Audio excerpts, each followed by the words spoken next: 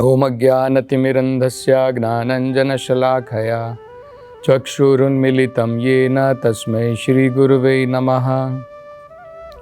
नमो ओम विष्णुपादाय कृष्णप्रेष्ठाय भूतले श्रीमते भक्तिवेदान्तस्वामिन् इति नामिने। नमस्ते सरस्वते देवे गौरवाणी प्रचारिणे निर्विशेषा शून्यवादी पाश्चात्य देशतारिणे।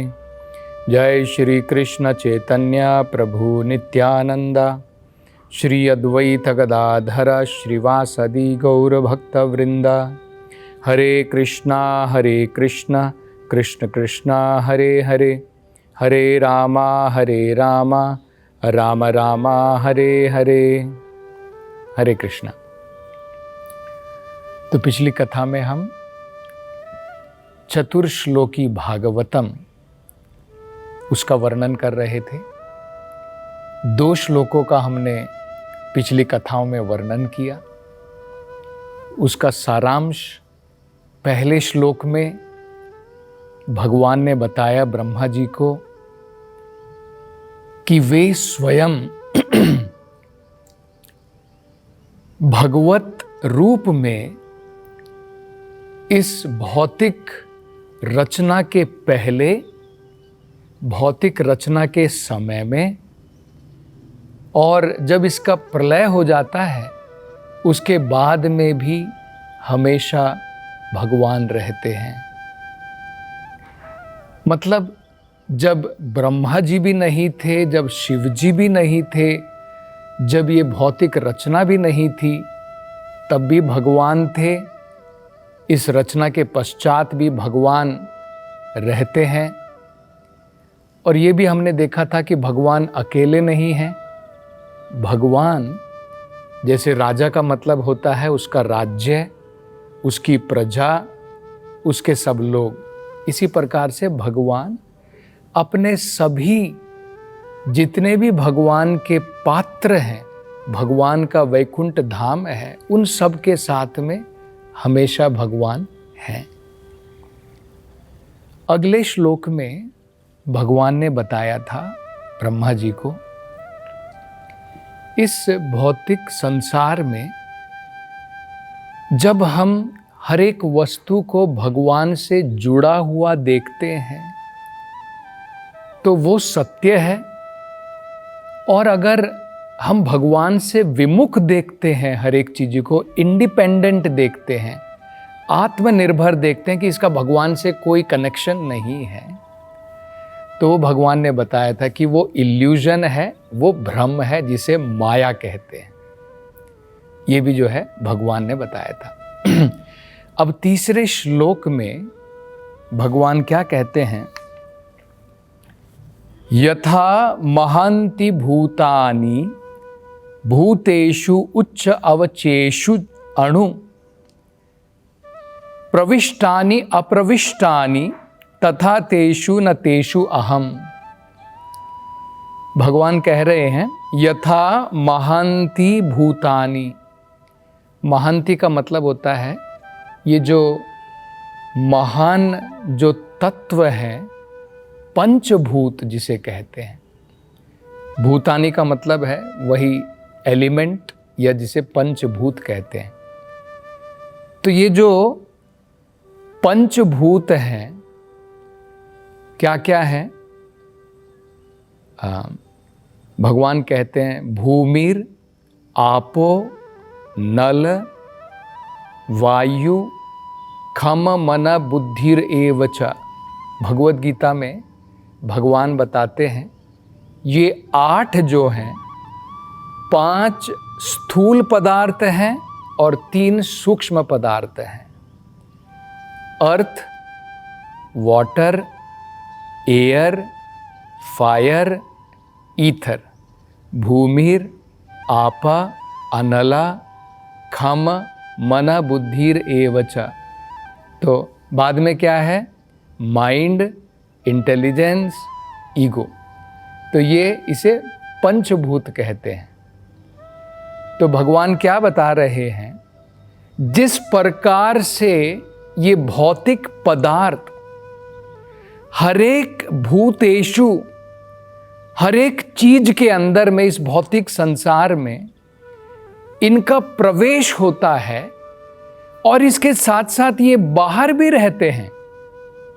जैसे बड़ा छोटा सा मैं आपको उदाहरण देता हूं। अग्नि बाहर भी होती है और हमारे शरीर में भी होती है। हम कहते हैं ना, हमारी पेट के अंदर में जठर अग्नि, आयुर्वेद के अनुसार अगर हमारे पेट के अंदर में अग्नि कम हो जाए, मतलब डाइजेस्टिव फायर जिसे बोलते हैं, तो हमारे पाचन की शक्ति कम हो जाती है, अनेकों प्रकार की बीमारियां आएंगी। तो अग्नि बाहर भी है और अग्नि शरीर के अंदर भी है। इसी प्रकार से खम का मतलब होता है जैसे जो स्पेस है, जगह है, स्थान जिसे कहते हैं, तो स्थान या फिर आकाश बाहर भी है, शरीर के अंदर भी होता है। पानी बाहर भी है और शरीर के अंदर भी है, हर एक वस्तुओं में भी है। तो इस प्रकार से भगवान कह रहे हैं कि जिस प्रकार से ये भौतिक पदार्थ बाहर भी होते हैं और हर एक वस्तुओं के अंदर भी चले जाते हैं, मैं भी इसी प्रकार से इस भौतिक संसार के अंदर में हर एक वस्तुओं में प्रवेश भी करता हूं और हर एक वस्तुओं से बाहर भी रहता हूं। तो भगवान देखिए कह रहे हैं प्रविष्टानी का मतलब भगवान प्रवेश करते हैं, अप्रविष्टानी मतलब भगवान बाहर भी रहते हैं। तो इसका सरल से मतलब क्या है, बड़ा महत्वपूर्ण है इसको समझना। अब लोग भौतिक संसार में कहते हैं कि भगवान तो कहीं पर दिखते नहीं, भगवान के मैं दर्शन किस प्रकार से करूं? तुम कहते हो कि भगवान है, हर एक जगह पर भगवान है, तो भगवान दिखाई तो नहीं देते। आपने सुना होगा लोग कहते हैं। तो अब देखिए भगवान क्या बता रहे हैं, ये बड़ा महत्वपूर्ण है। भगवान को हमें किस प्रकार से देखना है? तो भगवान कह रहे हैं, मैं इस भौतिक ये जो सृष्टि है, ये जो रचना हुई है, इसके अंदर में मैंने प्रवेश किया भी है और इसके मैं बाहर भी स्थित हूं। दोनों रूप से भगवान होते हैं। जैसे मैंने उदाहरण दिया, भगवान ने स्वयं उदाहरण दिया, ये जो पंचभूत हैं ये हर एक चीज़ों के अंदर में भी जाते हैं और अलग से बाहर भी रहते हैं। इसी प्रकार से भगवान अपने गोलोक वृंदावन धाम में, भगवान अपने वैकुंठ धाम में अलग से भी हैं और भगवान ने संसार में प्रवेश भी किया है। जैसे उदाहरण के तौर पर अगर आपको याद है तो हमने एक कथा में बताया था, भगवान कुंती महारानी से बातें कर रहे हैं बाहर खड़े होकर के, और भगवान उत्तरा के गर्भ में भी उन्होंने प्रवेश कर लिया अभिमन्यु नहीं, परीक्षित महाराज को बचाने के लिए, जो अभिमन्यु के पुत्र थे। तो भगवान जो हैं अपने धाम में इस भौतिक संसार से बाहर भी हैं और इस भौतिक संसार के अंदर में भगवान ने प्रवेश भी किया है। क्योंकि अगर भगवान ने प्रवेश नहीं किया होता तो ये जो भौतिक संसार जो हम लोग देख रहे हैं ये इस प्रकार का नहीं होता। शरीर के अंदर में आत्मा अगर प्रवेश नहीं करती है तो शरीर जो है मृत शरीर कहलाता है, उसमें एक्टिविटी नहीं होती है। तो इस भौतिक संसार में इतनी सारी एक्टिविटी है, ये क्रियाशील है। क्यों है? क्योंकि भगवान ने प्रवेश किया है। जिस प्रकार से आत्मा ने प्रवेश किया है शरीर में, हम देख नहीं पा रहे हैं, बस उतना है। लेकिन जब आत्मा छोड़ करके चली जाएगी, शरीर मृत हो जाएगा। जिस प्रकार से ये शरीर में आत्मा प्रवेश करती है, इस सृष्टि के अंदर में परमात्मा प्रवेश करते हैं। इतना ही अंतर है। ये बड़ा शरीर है, इसे विराट रूप कहते हैं, ये छोटा शरीर है ना। आपने विराट रूप के बारे में सुना होगा, विश्व रूप जो भगवान ने दर्शन कराए। तो ये जो पूरा ब्रह्मांड है ये एक भगवान का विराट रूप है। इसके अंदर में जब भगवान प्रवेश करते हैं तभी ये क्रियाशील होता है। तो अब हम भगवान को देखें कैसे कि भगवान ने प्रवेश कैसे किया है। भगवान ने 3 प्रकार से प्रवेश किया है।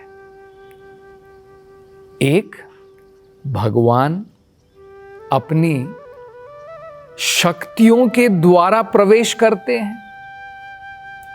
एक, भगवान स्वयं अपने विस्तार के द्वारा प्रवेश करते हैं। और एक, भगवान अपने अंग, अपने छोटे से विभिन्न अंश के द्वारा प्रवेश करते हैं। तो वो भी भगवान की ही शक्ति है। जैसे अगर हम समझें, ये भगवद गीता में स्वयं भगवान ने कहा है, भगवान ने बताया है, भूमिर आपो अनल खम मन बुद्धिरेव च भिन्न प्रकृति में अष्टधा। ये जो 8 जो भौतिक पदार्थ हैं, 5 स्थूल और 3 सूक्ष्म, earth, water, air, fire, ether, mind, intelligence, ego, ये जो 8 पदार्थ हैं, भगवान क्या कह रहे हैं, ये भिन्न प्रकृति में, ये मेरी ही भिन्न प्रकृति है, ये मेरी ही शक्ति है, लेकिन भगवान से अलग हो गई है, भिन्न। जैसे उदाहरण के तौर पर मैं अभी अगर ये रिकॉर्डिंग कर रहा हूं तो मैं अलग हूं और मेरी आवाज रिकॉर्ड होकर के अलग हो जाती है, लेकिन वो मेरी ही आवाज है। आप नहीं कह सकते कि वो किसी और की आवाज है, वो मेरी ही शक्ति है। इसी प्रकार से ये जो 8 पदार्थ हैं जिसके द्वारा ये सारा संसार बना हुआ है, ये सब भगवान की ही शक्ति है। तो जब भगवान की शक्ति है तो शक्ति को देख करके शक्तिमान को क्या हम नहीं देख सकते? जब सूरज की रोशनी को हम देखते हैं तो हमें समझना चाहिए कि ये भगवान की शक्ति है। जब चंद्रमा की चांदनी को हम देखते हैं तो हमें समझना चाहिए कि ये भगवान की शक्ति है। जब हम पानी पीते हैं, भगवान भगवद गीता में कहते हैं, रसोहम अपसु कौन्तेय, जो हम पानी पी रहे हैं उसका जो रस का जो स्वाद है, भगवान कहते हैं वो वे ही है, उनकी ही शक्ति है। तो इस प्रकार से जहां पर भी हम सब कुछ देखते हैं तो हमें तुरंत भगवान की याद आनी चाहिए, क्योंकि ये भगवान की ही शक्ति है। भगवान अपनी शक्तियों से अलग नहीं है। जिस प्रकार से अगर आप किसी से प्रेम करते हैं, आप उसकी किसी भी वस्तु को देखते हो तो तुरंत आपको उस व्यक्ति की याद आती है। तो ये एक प्रकार से हम भगवान को इस भौतिक संसार में उनकी शक्तियों के द्वारा भी देख सकते हैं, क्योंकि भगवान ने शक्तियों के द्वारा प्रवेश किया है संसार के अंदर में। दूसरी कौन सी शक्ति है भगवान की? हम जो आत्मा है वो भी भगवान की ही शक्ति है। जो ये पंचभूत हैं इनको भगवान की बहिरंगा शक्ति बोलते हैं, बाहर की शक्ति। हम भगवान की बीच की शक्ति है, तटस्थ बोलते हैं। और भगवान की अंतरंगा शक्ति भी होती है। जो भगवान के जो महान भक्त होते हैं वो अंतरंगा शक्ति के अधीन है। जो राधा रानी है, जो गोपियां हैं, वो भगवान की अंतरंगा शक्ति है। भगवान का वैकुंठ धाम जो है वो सब अंतरंगा शक्ति है। ये जो बाहर का संसार दिख रहा है ये भगवान की बहिरंगा शक्ति है। और इसके अंदर में जो हम जीव घूम रहे हैं वो तटस्थ हैं। तटस्थ मतलब बीच में। बीच में का मतलब क्या होता है? अगर हम चाहें अपनी मर्जी के द्वारा तो भगवान की बाहर की शक्ति में भी हम प्रवेश कर सकते हैं या अंदर की शक्ति में, वो हमारे ऊपर निर्भर है। अगर हम भगवान की भक्ति करते हैं तो वैकुंठ लोक में जा सकते हैं, और अगर भगवान की भक्ति में हमारा मन नहीं है तो इस भौतिक संसार में जो भगवान की बहिरंगा शक्ति है, माया शक्ति है, इसमें चक्कर लगाते रहेंगे। इसलिए हमें तटस्थ कहा जाता है। तो जब हम दूसरे जीवों को भी देखें तब भी भगवान की याद आनी चाहिए कि ये आत्मा जो है इसने पंचभूत का शरीर धारण किया है, ये शरीर भी भगवान की शक्ति है, और इसके अंदर जो आत्मा है वो भी भगवान का अंश है। भगवान ने भगवद गीता में कहा है ना, ममे वंशो जीवलोके जीवभूता सनातना। तो शक्तियों के द्वारा हम भगवान को देख सकते हैं। दूसरा, भगवान ने परमात्मा के रूप में हर एक अणु में, हर एक हृदय में भगवान विराजमान है। भगवान ने स्वयं प्रवेश किया परमात्मा के रूप में। सर्वस्य चाहम हृदय सन्निविष्टो, भगवान कहते हैं। तो अगर हम अपनी इंद्रियों को शुद्ध कर लेंगे, अपने हृदय में हम परमात्मा के दर्शन कर पाएंगे, परमात्मा के साक्षात हम दर्शन कर पाएंगे इंद्रियों को शुद्ध करने से, क्योंकि हर एक अणु में भगवान ने प्रवेश किया है परमात्मा के रूप में। तो ये दूसरा है प्रवेश। तीसरा, जब हम अपने हृदय को शुद्ध कर लेते हैं तो जो भगवान गोलोक वृंदावन धाम में है, भगवान की जो लीलाएं वहां पर चल रही हैं, एक टेलीविजन के रूप में हमारे हृदय में हम भगवान की लीलाओं के दर्शन यहां पर बैठे बैठे कर पाएंगे। इस भौतिक संसार में भी इतनी दूर कुछ कार्यक्रम चल रहा है, आप टीवी के जरिए जो है, टेलीविजन के जरिए आप सब कुछ देख सकते हैं। इसी प्रकार से हृदय शुद्ध करके भगवान जो भौतिक संसार के बाहर वैकुंठ लोक में, गोलोक वृंदावन धाम में जो भगवान की लीलाएं चल रही हैं, उसके दर्शन भी हम कर पाएंगे। ये इस श्लोक का मतलब है। और अगले श्लोक की चर्चा हम अगली कथा में करेंगे। हरे कृष्णा।